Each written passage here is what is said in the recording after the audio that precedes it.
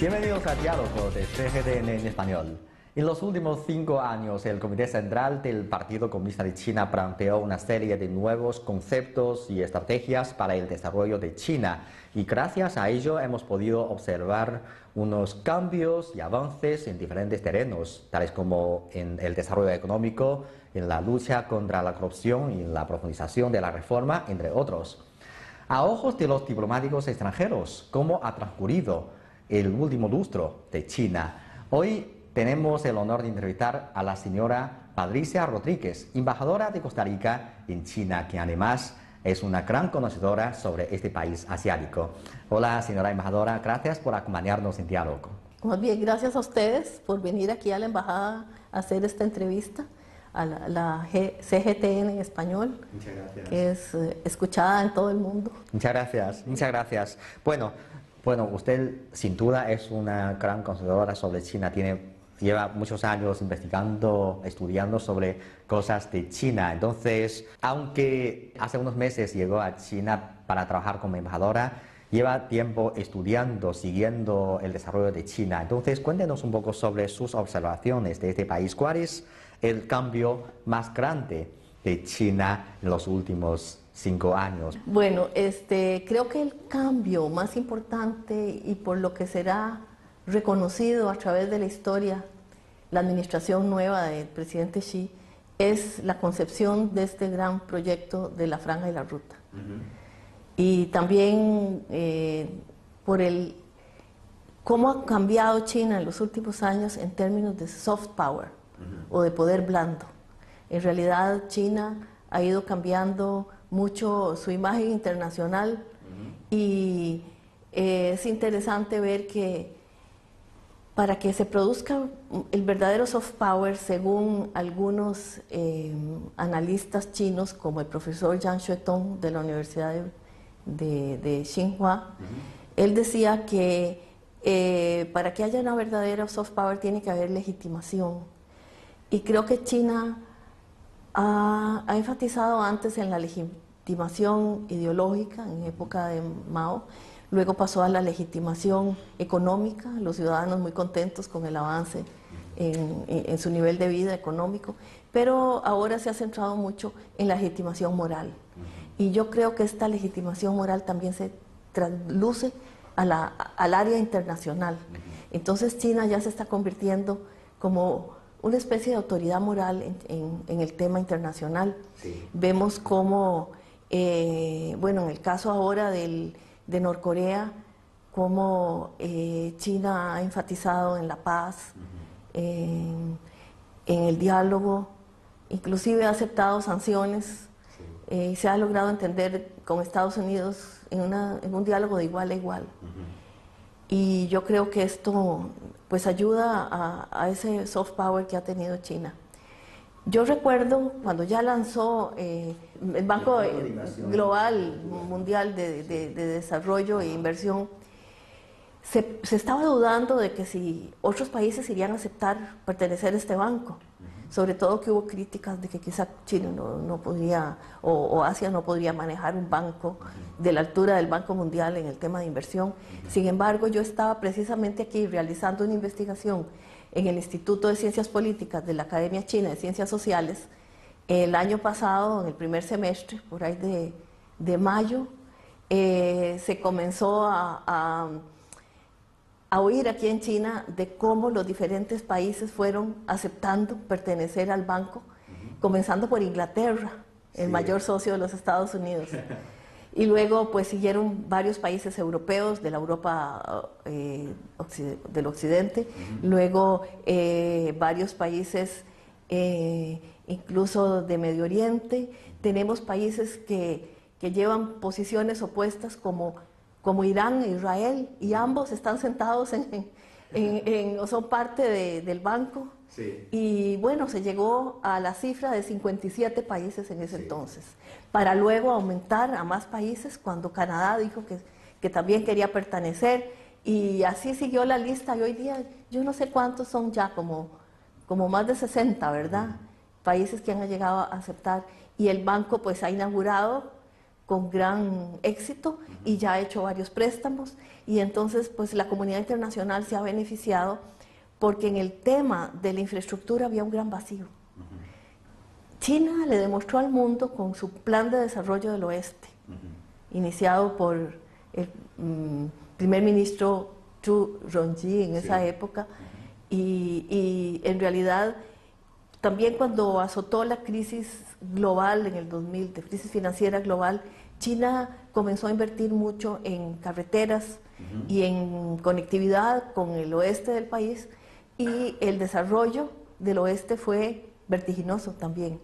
Entonces, pues China me imagino que ha querido reproducir ese esquema, llevando eso no solo hacia el oeste de China, sino hacia el oeste de Europa.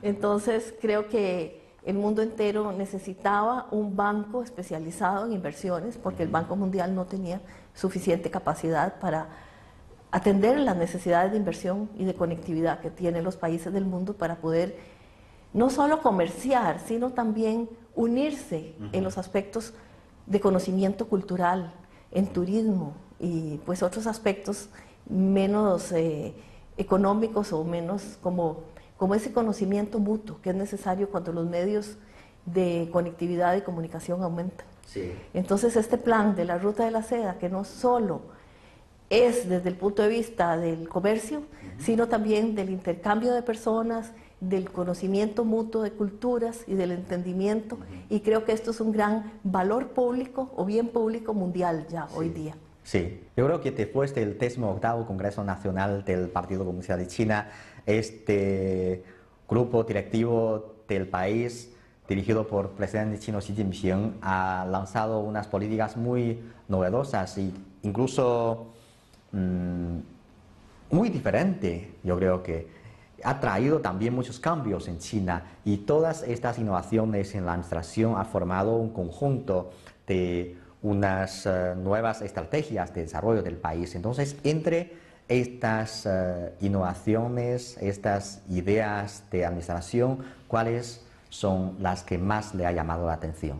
Bueno, desde ese Congreso 18º, se planteó por primera vez que China no solo iba a hacer reforma económica, sino administrativa y política. Y entonces, en el tercer pleno del Congreso, del Comité Central del Congreso, se definió la democracia consultiva como aspecto fundamental de la gobernanza china. Y entonces a mí me ha llamado mucho la atención, especialmente cuando estuve haciendo mi nuevo libro en esos meses, cómo en China ha avanzado la democracia consultiva mucho, y cómo ha sido necesario recurrir cada vez más a este concepto de democracia consultiva, porque, bueno, desde Deng Xiaoping en adelante, China ha tomado conciencia de que el partido no puede tomar solo las decisiones, ni tampoco el jerarca, porque se comete el riesgo de grandes equivocaciones que pueden ser muy dañosas para el país. Entonces, para no equivocarse, es importante consultar con todas las cabezas posibles.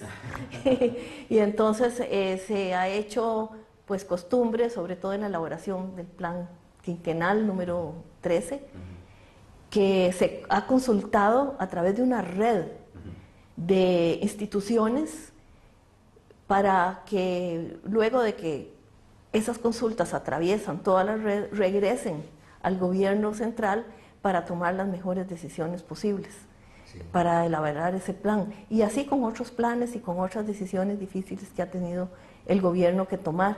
Entonces, hay un autor chino que trabaja en una universidad en Nueva York que se llama Ming Xia, y tiene un libro sobre la gobernanza china donde ha descrito con gran detalle cómo existe una fuerte red de información que no va solo de arriba abajo, sino de abajo arriba y hacia los lados, de información y de comunicación para mejorar la toma de decisiones y mejorar la gobernanza. Claro. Sí. Bueno, otro sector, yo creo que el mundo presta mucha atención sobre China, es el desarrollo económico, porque realmente después del 2008 muchos países, sobre todo países emergentes, sufrió unos periodos difíciles en desarrollo y también muchos de ellos piensan que es muy necesario hacer unas reformas en la estructura económica. China no es una excepción. Entonces, China en estos últimos años siempre toma como una tarea primordial la transformación de su estructura económica. Entonces, según su observación, ¿qué resultados ha logrado en estos últimos 5 años en este aspecto? China ha implementado lo que hoy día se conoce como la nueva normalidad. Y esto en realidad comenzó cuando yo oí al primer ministro Wen Jiabao decir que China ya no va a crecer tanto, ya no va a crecer tan fuertemente, por diversas razones, por razones ambientales y porque China tenía que realizar un cambio en la estructura económica. Y cuando China empezó a crecer menos, en el mundo se decía, China ya no va a crecer igual, le va a pasar lo de Japón, va a llegar a tener la trampa del ingreso medio, entonces no va a seguir creciendo. En cambio, bueno, China no. El presidente Xi continuó con esta idea y, bueno, China bajó su crecimiento de 2 dígitos de 10% luego a 9, luego a 8, luego ahora 7, después dijo, bueno, podemos llegar hasta 6,5. Y en realidad ha podido sostener ese, digamos, aterrizaje suave para realizar una transformación muy necesaria en la economía, no solo para la economía interna, sino con proyección internacional, porque China dejó de ser la fábrica barata de productos baratos del mundo para ir cambiando hacia una economía de servicios que es mucho mejor pagada y le da mucho mejor nivel de vida a su población, sino también hacia productos de mayor valor agregado, haciendo un gran impulso a la innovación. Esto desde por ahí del 2013 se realizó un documento donde hablaba cómo China iba a promover fuertemente la innovación y el desarrollo científico-tecnológico. Sí. Y entonces ha logrado dejar, digamos, ciertas ventajas comparativas que tenía en menor valor agregado a otros países y ha incursionado en la cadena de valor de productos de mayor valor agregado. Sí. Entonces esto también favorece al mundo y también favorece a China. La nueva normalidad también ha sido un menor crecimiento porque para mejorar la calidad del ambiente había que transformar la economía. Sí. De una economía basada en el carbón y en el petróleo a una economía de servicios y en una economía también con mayor racionalidad en el uso de los recursos. Sí. Y esto pues fue una transformación que ha producido una nueva normalidad, pero entre todo una normalidad que va a dar réditos a largo plazo. Yo creo que en estos últimos 5 años hay un aspecto que es muy llamativo, sobre todo no solo en China, sino también en el mundo, es la tarea de la lucha contra la corrupción. Sí. Porque recuerdo que en el primer año, después de que este grupo de liderazgo asumió el cargo, comienza a esforzarse para luchar contra la corrupción. Y esto ha generado una reacción muy fuerte en todo el mundo. Todo el mundo está mirando hacia China, mirando cuánto tiempo puede durar este fuerte esfuerzo en la lucha contra la corrupción, pero esto ha continuado hasta hoy día, no ha terminado, y el presidente chino Xi Jinping dicen que nunca hay un fin en la lucha contra la corrupción. Bueno, que el presidente Xi ha hecho un gran esfuerzo en la lucha contra la corrupción aquí, al interior de China, pero también para colaborar con Interpol en el crimen internacional. Y entonces, pues el presidente Xi ha dicho que China tiene que colaborar con los sistemas de Interpol de otros países para lograr también repatriar una gran cantidad de funcionarios que lamentablemente incurrieron en corrupción y se fueron a vivir a Canadá y a otros países. Sí. Y ha hecho un gran esfuerzo de recuperar no solo el dinero que estos se llevaron, sino también traerlos a la justicia para que sirva de ejemplo para ver si se erradica de una vez por todas la corrupción aquí en este país, que era muy grande y se ha ido reduciendo mucho. Recuerdo una frase que decía que hay que ir también contra los tigres, no solo contra las moscas. Entonces eso quiere decir que hay que ir contra la corrupción de altos jerarcas. Y no ha temblado la mano para aplicar la ley en personas de alta jerarquía, en este tema de la corrupción. Y pues creo que es muy importante eso. Sí. Bueno, el presidente chino Xi Jinping en varias ocasiones, en varias actividades internacionales, ha expresado claramente que China apoya por la globalización firmemente y también apoya por el libre comercio. Claro, hoy en día realmente es un problema porque la globalización anteriormente fueron dirigidos por los países occidentales, pero ahora está enfrentando problemas y está apareciendo unos oleados de antiglobalización. ¿Cómo califica usted esta actitud de China frente a esta situación? Bueno, por ejemplo, para un país como el nuestro, como Costa Rica, que es una economía pequeña y que forzosamente tiene que ser abierta, el proteccionismo sería una tragedia. Entonces nosotros vemos con buenísimos ojos la posición que ha venido tomando el presidente Xi, pues sobre todo últimamente en la reunión de G20 en Hangzhou y en la reunión de Davos. En esta reunión, pues los discursos del presidente pues han sido muy aplaudidos mundialmente y muy aceptados mundialmente, y pues el mundo necesita el libre comercio para mejorar la condición de vida de todas las personas. Entonces yo creo que China ha tomado pues un camino importante para los países en desarrollo. También los BRICS y también el G20 pues también quieren que las normas que rijan la vida internacional, el comercio internacional y otros aspectos de las finanzas internacionales y de la política internacional, se le dé un mayor peso a los países emergentes y en desarrollo. Y China pues ha liderado este tema y creo que esto va en beneficio de estos países. Entonces vamos a colaborar todos de una manera más democrática en el establecimiento de las reglas del juego internacionales. Sí. Recuerdo que en el año 2016 usted publicó un libro titulado China y el nuevo juego geopolítico del Occidente. Yo creo que es un libro importante para explicar sus opiniones sobre el papel que está jugando China en el mundo y también está enfrentando la situación en el mundo. Cuéntenos un poco sobre sus observaciones, sus opiniones sobre el papel que está jugando China en el mundo hoy día. Bueno, yo creo que China ha jugado un papel muy en consonancia con la filosofía confuciana, de ser promotor de la paz. Entonces China ha colaborado con las Naciones Unidas también en enviar fuerzas para promover la paz, evitar la violencia en los países. Los cascos, no sé cómo se llamarán los cascos de China, pero es esta idea, ¿verdad?, de la colaboración con la ONU en pacificación. Y creo que este concepto de benevolencia chino se ve hasta que países con ideologías tan disímiles, como le decía, entre Irán y Israel y Arabia Saudita, pues todos están juntos, sentados ahí en las decisiones del Banco de Inversiones Infraestructura.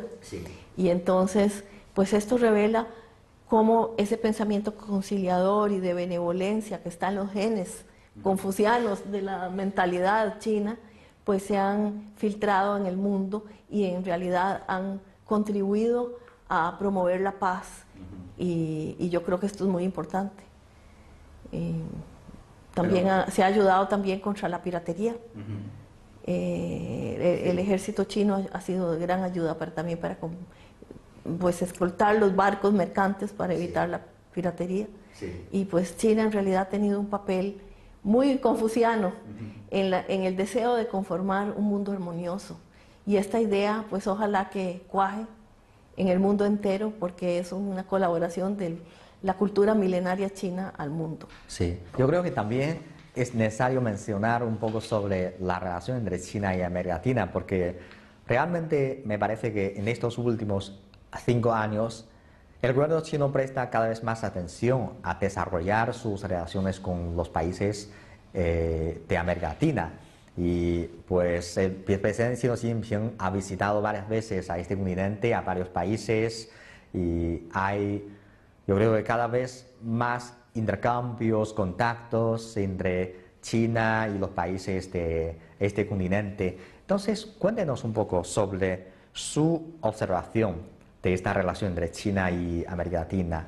Bueno, la relación de China con América Latina pues ha ayudado mucho a América Latina, sobre todo en la venta de commodities, como llaman, de materias primas y petróleo. Sí. Incluso decía un técnico del PNUD que parecía que China iba a ayudar al despegue de América Latina. Sin embargo, los precios del petróleo y las materias primas han bajado, y entonces pues ahora se exige una actitud distinta hacia América Latina, no tanto en términos de la exportación de productos de materias primas, sino de productos de mayor valor agregado. Ha habido ciertas colaboraciones de China en cuestiones de satelitales, pues ha habido colaboraciones de China también en mejorar semillas, en introducir nuevas formas de cultivo, y también el programa de la Franja y la Ruta y ciertos marcos de acción conjunta que se han establecido con los países de América Latina establecen también que es muy importante el intercambio de científicos entre ambos países para mejorar en varios aspectos de ciencia y tecnología que se pueden explotar. Costa Rica es un país que por su tradición de haber tenido un énfasis tan fuerte en la educación, tenemos una buena cantidad de científicos que podrían colaborar con China en este aspecto del desarrollo científico, en varias áreas, en agricultura o en nanotecnología. Y bueno, es muy interesante pues que se han producido estos documentos donde se enfatiza no solo la exportación de materias primas, sino avances o colaboración en el campo científico-tecnológico. También es muy interesante cómo China ha invitado a varios funcionarios y personas de los partidos políticos de toda América Latina a visitar China, porque hay un gran desconocimiento en Occidente de cómo es China. Y creo que estas invitaciones han sido positivas porque estas personas van a llegar a sus países a que reflejen cómo es la verdadera China y no algunas versiones que no corresponden con la realidad. Entonces, pues ha habido grandes colaboraciones en ese sentido. Y pues también es de agradecer la cantidad de becas que ha otorgado pues el gobierno de China a países de América Latina. Costa Rica se ha beneficiado mucho de ello, porque la barrera del idioma sigue siendo una barrera. Entonces, entre más personas hablen el mismo idioma y entre más personas en China conozcan el español, pues va a ser mejor la comunicación y el comercio y las inversiones y todos los aspectos positivos de la relación. Entonces, la cantidad de becas que se han obtenido no solo para aprendizaje de lenguas, sino también de posgrado, en maestría y en doctorado, pues han sido muy importantes para el desarrollo de ambos países. Recientemente visité el Instituto de Ciencias y me llamó mucho la atención ver que hay un costarricense trabajando en las partes más avanzadas de ciencia, que trabaja ahí en un instituto de mecánica cuántica. Y también cómo China pues ha avanzado en inteligencia artificial y quiere establecer foros, la CAS, ¿verdad?, quiere establecer foros con Costa Rica para que los científicos se conozcan y puedan, una vez que se conocen, plantear proyectos concretos para participar en dinero que tiene el proyecto de la Franja y la Ruta para esas colaboraciones. Y creo que si se realizan verdaderamente esas colaboraciones entre científicos de ambos lados, puede ser muy positivo para el crecimiento de América Latina, para que no siga estancada en exportaciones de bajo valor agregado y cada vez vaya subiendo como China en la cadena de alto valor. Entonces, pues creo que China ha tomado el liderazgo también en eso, en la parte no solo de exportación de bajo valor agregado de América Latina, sino ver cómo se logra de algún modo subir el valor de esas exportaciones hacia China y mejorar también las balanzas comerciales. Sí, y sin duda el 19º Congreso Nacional del Partido Comunista de China es el evento político más importante de China y muy llamativo para el mundo. Bueno, desde un punto de vista de una diplomática radicada en China y también desde el punto de vista de una investigadora sobre China, ¿cuáles podrían ser los aspectos más llamativos, más interesantes para usted en cuanto a este evento político? Bueno, pues ya es una ocasión más de reunirse para definir el rumbo a tomar de China en los próximos 5 años. Y pues pienso que como fue el Congreso número 18º, pues este también va a dar grandes pasos nuevos hacia nuevos horizontes. Y yo creo que el partido ha sido un elemento que ha ayudado, aunque en el Congreso anterior se definió y se ha realizado durante el periodo anterior una descentralización de un montón de poderes que tenía el gobierno central hacia las localidades. Sí. En el 2013, en mayo del 2013, se hizo un documento donde se trasladaban más de 400 mandatos para que lo realicen los gobiernos locales y no necesariamente el gobierno central. Y que eso no produjera una desintegración, como una vez lo dijo el gran experto Kenneth Lieberthal y el señor Lampton, también grandes expertos que vaticinaban una fragmentación de China. Pues creo que el partido es lo que ha servido de aglutinación en ese movimiento de soltar, pero al mismo tiempo ser el líder y coordinar. Y yo recuerdo que también el investigador de la Universidad de Pekín, Pan Wei, me decía a mí que China tiene una gran capacidad de aflojar las amarras para que los gobiernos locales tengan cada vez más poder, pero al mismo tiempo el partido tiene la función centralizadora para que no se desmembre el país. Y entonces, pues, estos congresos y que también van a haber congresos del partido en las distintas localidades y de la división administrativa del país, pues sirve para repensar, renovar, porque si algo tiene China es esa capacidad de renovarse, esa capacidad de autocrítica, esa capacidad de flexibilidad ante las nuevas circunstancias. Entonces va a ser un periodo de reflexión muy interesante y de autocrítica para mejorar. Y precisamente ese proceso de aprendizaje en China ha sido posible por esa voluntad aglutinadora del partido, que tiene muchos elementos para el aprendizaje y para la corrección de los errores. Porque China, desde que se hablaba de la concepción científica del desarrollo en la administración anterior, se ha hablado de la importancia de proceder por ensayo y error, incluso Deng Xiaoping también.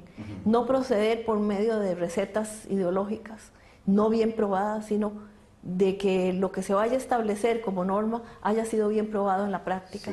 Y entonces este método de ensayo y error es el método científico por autonomía en la ciencia. Entonces China siempre rectifica errores y se adapta, es flexible, adaptable, y esto es lo que lo ha hecho como un organismo muy adaptable hacia los retos que ofrece el futuro. Y entonces pues yo auguro que este nuevo Congreso será una nueva ocasión para autocrítica y al mismo tiempo para promover nuevas y novedosas formas para el futuro. Y esto, junto con los planes quinquenales, son formas de que muchas inteligencias colaboren para proyectar una visión de largo plazo, que es a veces lo que nos falta a las democracias occidentales. Señora embajadora, muchas gracias por aportarnos tantas informaciones y opiniones valiosas sobre China. Muchas gracias por participación a nuestro programa. Pues las gracias son a ustedes que están aquí, son bienvenidos. Muchas gracias. Bueno, muy amable. Hasta luego.